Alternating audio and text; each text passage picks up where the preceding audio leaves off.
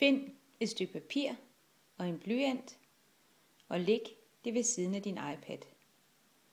Nu skal du lytte til den her historie om sørøveren og dragen. Du får kun begyndelsen.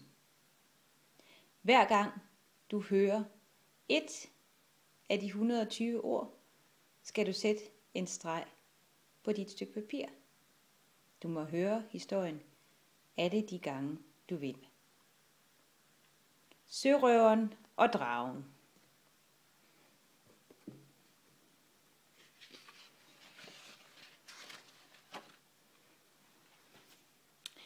Splitte mine bramsejl, råbte Rasmus, der var kaptajn på det gamle sørøverskib.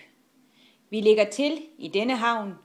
Det er Fridas fødselsdag, og vi skal have lagkage. Åh, høj, råbte Killer. Åh, høj, høj, råbte Enøje. Åh, råbte Bent. Bølle Bent.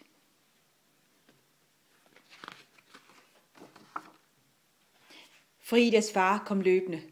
Det er forfærdeligt. Frida forsvandt i morges. Hun er blevet stjålet. Rasmus blev vred.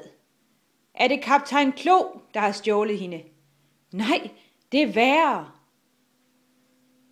Værre, sagde Killer. Er det kaptajn Blod? Meget værre. Er det en drage? Spurgte Bølle Bent nervøst. Ja, en meget stor en, sagde Fridas far. Den fløj den vej. Splitte mine bramsejl, råbte Rasmus. Sejl efter den. Åh, høj, råbte Killer. Åh, høj, høj, råbte Enøje. Åh, råbte Bølle Bent.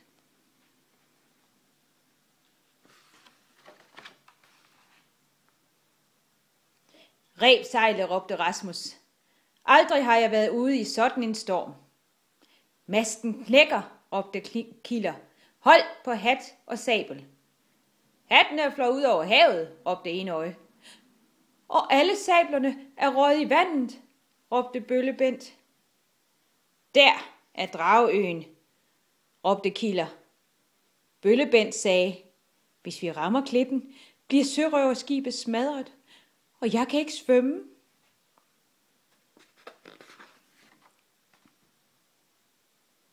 Skibet gik på grund i sandet. Jeg undgik klippen, råbte Rasmus. Sådan, jeg er verdens bedste sørøverkaptajn. Åh, høj, råbte Killer. Det er nat, sagde Bølle Bent. Vi må hellere se at få sovet. Hvorfor det, spurgte Enøje. Fordi vi skal slås med en drage i morgen.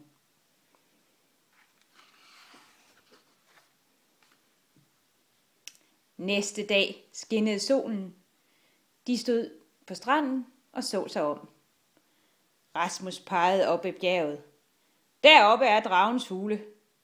Hvordan kommer vi derop? Spurgte Enøje. Vi klatrer, sagde Rasmus.